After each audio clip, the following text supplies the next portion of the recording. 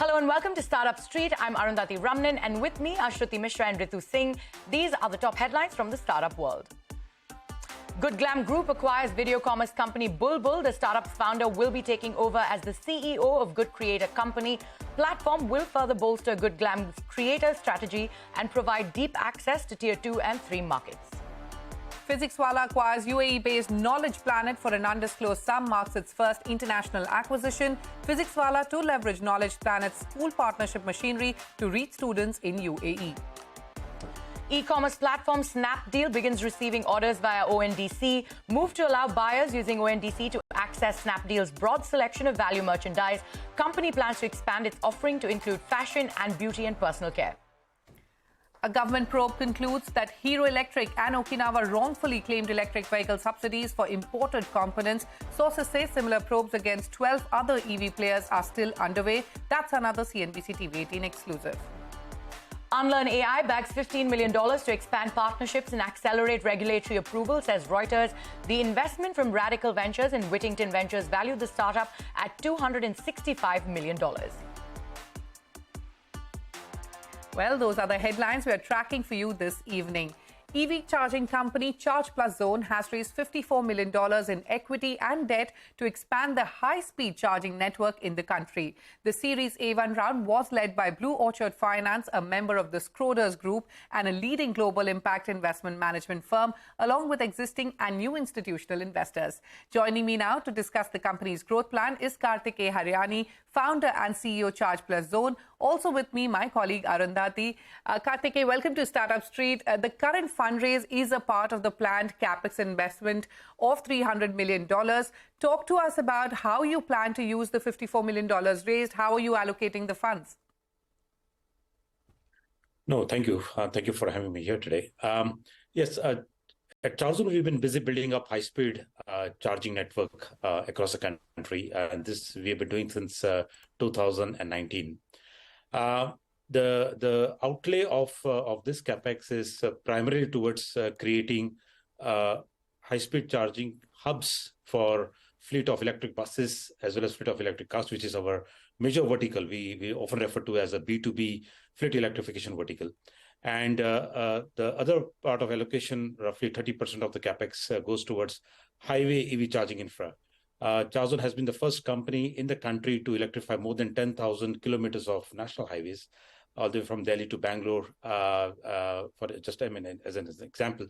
But the entire allocation of the fundraise is primarily towards the capex of building high-speed charging stations. All right, Karthikeya, hi, Arundhati here. So rolling out charging stations is obviously top priority. Tell us, how quickly do your high-speed charging stations work, and what's the demand that you're seeing on that front? The demand has been amazing. In fact, we were surprised during the last quarter when we exceeded roughly 18,000 active electric car users across our highway network, as well as our network in different urban pockets in the country. For example, we have tied up with Marriott properties across 100 plus locations in the country, where we are seeing amazing footfalls of EV personal cars. I mean, individual users who use electric cars for their personal mobility using our public charging infra that we have built in cities as well as highways. Okay. Now, having said that, we are seeing an amazing traction thanks to various OEMs like the Tata Motors, BYD, including the high-end luxury car segments such as Audi or Mercedes, coming up with their new models, which has helped the EV users to travel intercity. And ultimately, we are solving the biggest problem in the industry. It is famously called as range anxiety. Yeah. So Chargeplus is here to stay in solving the reliability problems of the EV charging network. And since most of the EV charging stations that we built are unmanned in nature, they have been driven through our entire technology platform and our app, which is available both on iOS and Android, which helps the EV user to identify or discover a nearest charging station and charge their vehicle using our app. All right, Karthikeya, can you tell us what kind of revenues have you clocked till date? Yeah, so this March 23, FY23, we will cross $10 million in our top line. And we are looking for roughly 6x growth over the next 4 years. All right. So you're also looking to raise an additional $75 to $100 million in equity as part of your Series A2 round. How soon do you plan to raise this? Yeah, this would be definitely within this calendar year, but not later than FY24. Sure. Okay. All right. Not later than FY24. Karthikeya, your goal is to help achieve net zero and give your clients more sustainable charging options across India. So talk to us about your solar charging platform, the partnerships that you've made, and if you could share some use cases as well. Right. Yeah. In fact, the upstream integration for all our EV charging station is powered by discoms. And renewable energy integration will be one of the key points over here. And we started with certain hubs. For example, the one that we built in the city of Patna, a very unlikely name on the e-mobility heat map. But for our customers, Shukla Leyland and Switch Mobility, we have developed a solar rooftop-powered charging hub since the beginning of 2022. So roughly, we forecast in terms of our estimate that 30% of our energy requirement or electricity requirement will be powered by renewable energy. All right. Karthikeya, you're also on a green mission to establish 1 million charging points across important markets of EVs in India. Talk to us about the investment plan, if you could quickly tell us this. Yeah. So it's a fundamentally a capex-driven business, and there is a combination of various investment proposals that we have in terms of COCO and DOCO model, where we own assets and we expand it, or we even invite third-party investment onto the platform. So a million charging point is a combination of high-speed charging stations as well as our upcoming product of AC or slow charging points for gated communities, corporate campuses, and so on. So the entire market size that we are trying to address is probably over $10 billion for the Indian market alone. And we are looking for roughly a 20% market share over the next 7 to 8 years and remain among the top 3 brands in the country. And we wish you the very best for all these plans that you just mentioned. Karthikeya, many thanks for joining us on Startup Street today. Thank you so much. Premium beer company Bira 91 has raised $10 billion from Japan's largest bank, that is the MUFG Bank, and this comes after it had recently raised about $70 million in Series D funding led by Japanese beer company Kirin Holdings. Now, Bira plans to use these funds to ramp up production, bolster its supply chain and enhance innovation capabilities. So joining me now to talk about this is Ankur Jain, who is the CEO of Bira 91. Ankur, thanks very much for your time. It's a pleasure speaking with you again, and welcome on Startup Street. If I could start by asking you, now that you've raised these, $10 million additionally, what is the plan in terms of deployment of these funds? For instance, you have 5 breweries. Are you looking to add more? And when you say you're looking to ramp up production, what is the current capacity? And how do you plan to increase that? Will it also come through inorganic opportunities? Utilization of funds is going to be similar to what we are using our larger round for, which is expanding capacity and growing the business. I think after COVID-19, this is the first summer for beer companies which is uninhibited and unencumbered. And I think we're projecting a significant volume and value growth over the next 12 to 24 months. All right. What about your retail presence? For instance, you have your tap rooms in Bangalore at the moment. You also acquired Beer Cafe recently for a more, wider retail presence. But are you going to stop there, or are you looking at a bigger play in this segment? So today we are present in 1 out of 4 licensed outlets in the country, and we expect to expand that presence to about 1 out of 2 in the near future. With respect to pubs and tap rooms, both under the Bira 91 tap room brand name as well as the Beer Cafe brand name, we expect to double the number of tap rooms and cafes and pubs that we operate. We today have about 30 outlets. That is going to go up to about 60 to 70 over the next 12 months. Ankur, what would you say is, your current market share overall in India in the beer market? And if you could break that up in terms of the premium beer market share and the mass market share. So our overall market share today is in the range of about 5% nationally. This is despite us not being present in several segments in several markets. Our premium market share is in the range of 15 to 20%. Our market share in mass is in the range of about 3.5%. Bira, as we know, started as a premium craft beer maker, but because profit remained elusive and to boost revenues, you decided to enter the mass market, with Boom. Now, do you think the strategy has played well for you?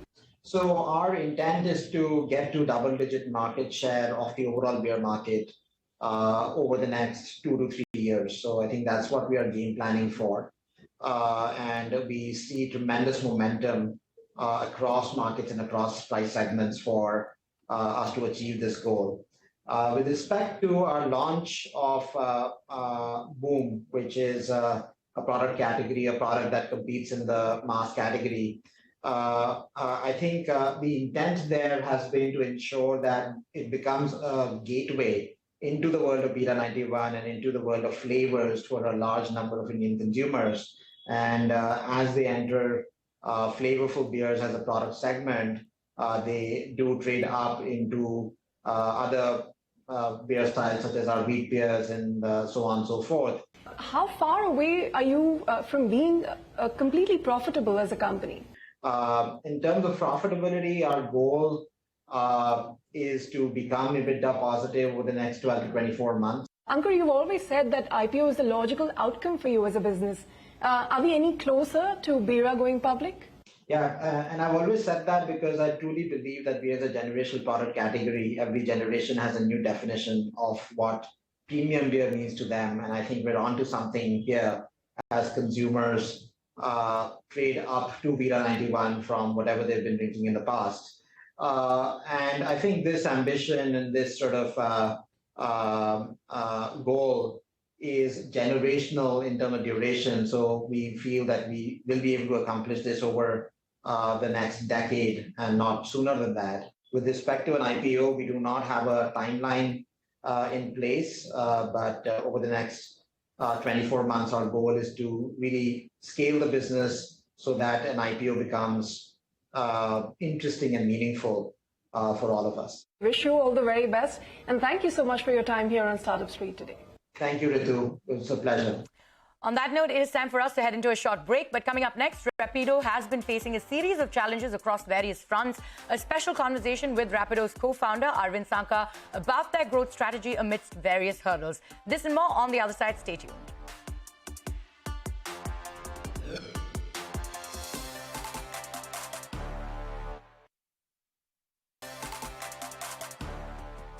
Welcome back. You're still with us on Startup Street. From auto rickshaw drivers' protests to piling consumer complaints to regulatory bottlenecks in Maharashtra, Delhi and Bengaluru, a lot has been going on at Rapidos' front. So how is this impacting the company's business and what are their key asks from the state governments? My colleague Aishwarya Anand finds out from Rapidos' co-founder Arvind Sankar.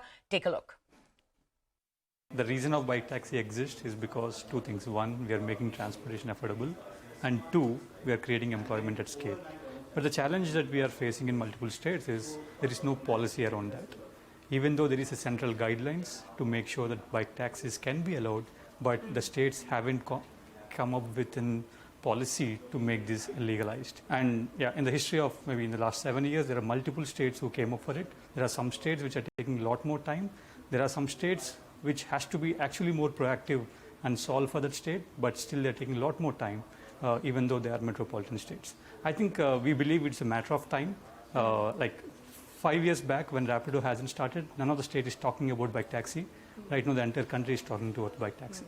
And I think that is the major progress that we have made. We are collaborating with a lot of states to make sure that this ends somewhere positively. All right. Now, if I have to break it down, I'll come to Delhi first, right?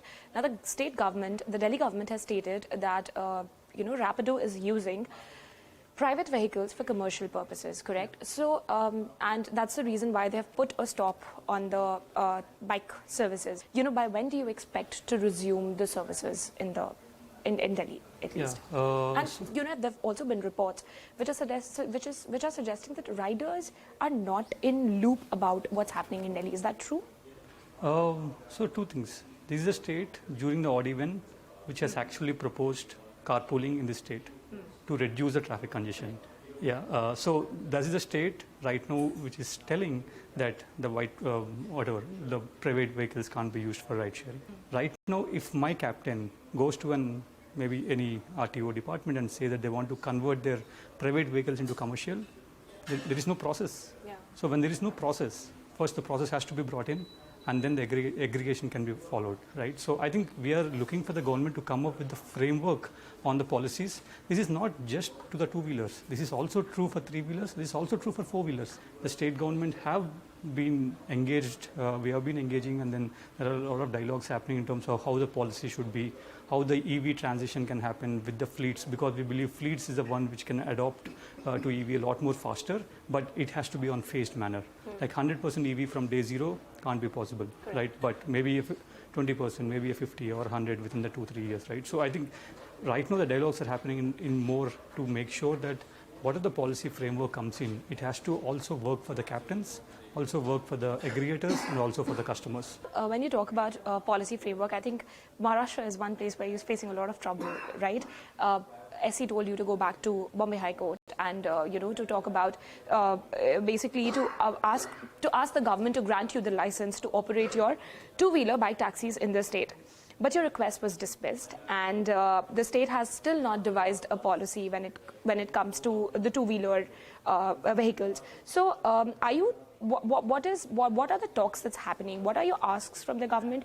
What is the kind of sense you're getting from the government? We launched Maharashtra 6 months back. The idea is to introduce bike taxi to Maharashtra state as well, because the traffic is equally bad in the states, and employment also is a problem in the state of Maharashtra.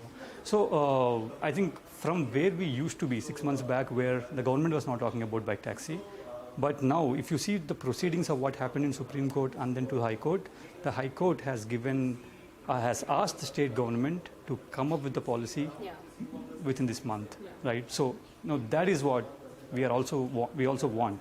But it came in because we have to, obviously after court proceedings, the category has to be legalized. Right. The category can't run like this.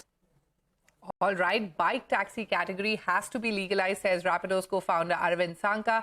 Moving on, we kicked off our special series called the Unicorn Health Check. This with the aim to create a report card of our most valued startups, delving deep into what's working and what's not. Today, we're going to look at India's startups in the SaaS space. Akhil Vishwanath is standing by with the details. Akhil, over to you. Building from India for the world. That's the buzz phrase one hears when there is any talk about Indian SaaS startups. Well, that's because over the last 5 years, there has been a 3x growth in the number of SaaS startups serving the global market, 6x growth in funding, and a 4x growth in their combined revenue. Let's take a look at the global SaaS market. It is worth about $250 to $300 billion, but Indian SaaS startups have been able to capture just 2 to 4% of it. As per a Bain report, this share, however, could double in the next 5 years. What could drive it? Venture capital is helping these companies go to market faster and set up base in the world's largest enterprise market, the US. Now, despite the funding winter in 2022, SaaS startups had their best year ever. Investor interest has, of course, led to a rapid rise of unicorns. Interestingly, pre-2020, India had just 4 SaaS unicorns. Cut to 2023, we have 16 unicorns with 12 born post-pandemic.